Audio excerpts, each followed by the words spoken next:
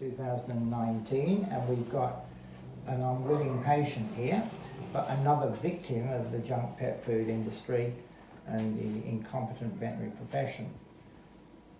Look at the hair loss here, dull coat, and general unkempt appearance. But once we open this pussycat's mouth, we'll see even more of a disaster unfolding. You can see the blood and contamination on this paw and here again, because its teeth are being shed out of its jaws. And we can see that this tooth is being pushed out of the pussycat's head and jamming the jaws open. Can you see? It can't close its jaws because that tooth is so far removed. But look, both of these will just come out with digital encouragement. Right, all I'm going to have to do is just twist these a little bit and out they're going to come. This animal's immune system is so offended by the infection on its teeth that it's doing its utmost to throw out the tools of trade. So these are the tools of trade of the carnivore being rejected. What carpenter, what electrician, what plumber would chuck out the tools of trade? Can't think of one, not one ever.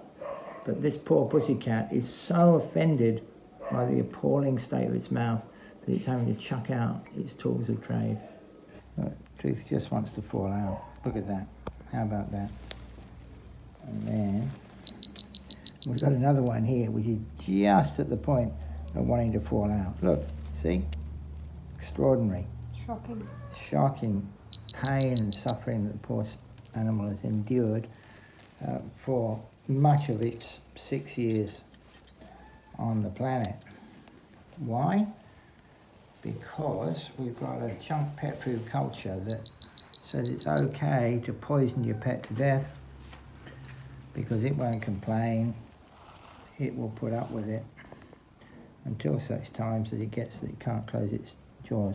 See here, we've got another tooth being rejected by the body. You can see the jaw chattering as we touch it, all right.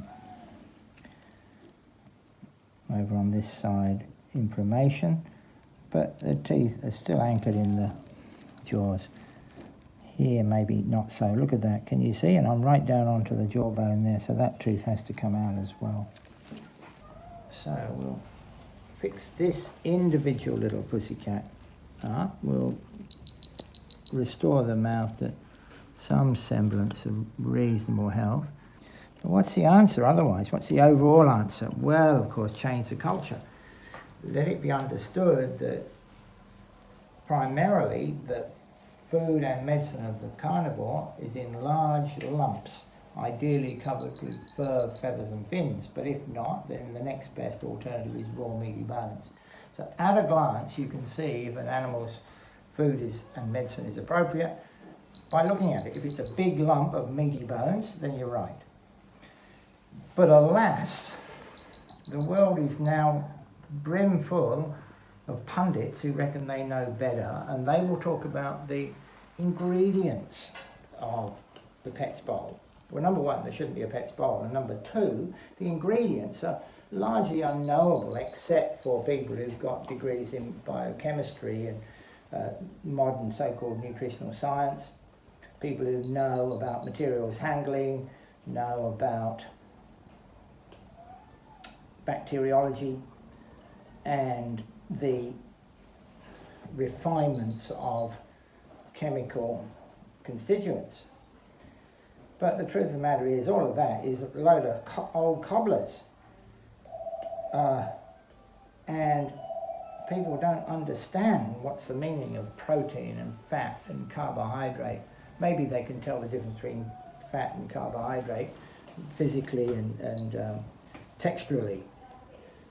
But that's not helping people. What they need to know is the food physically appropriate?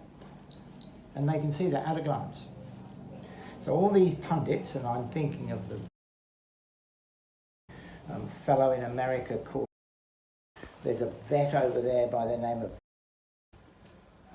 another one called, and then of course there's the infamous, all of them wanting to yap on about ingredients. So what about ingredients? That's just so much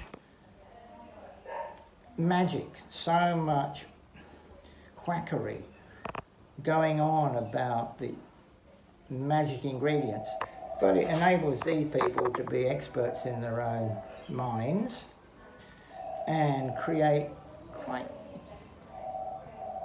advantageous little internet status for themselves, and as a consequence they get the power, prestige and profit thereafter. But they end up confusing a dependent public who should have simply been told, feed your animal raw meaty bones, and then not only will you get the texture right, but the ingredients too. So this is number 1 of 4 animals we're going to look at today, this afternoon, each one a victim of the junk pet food industry.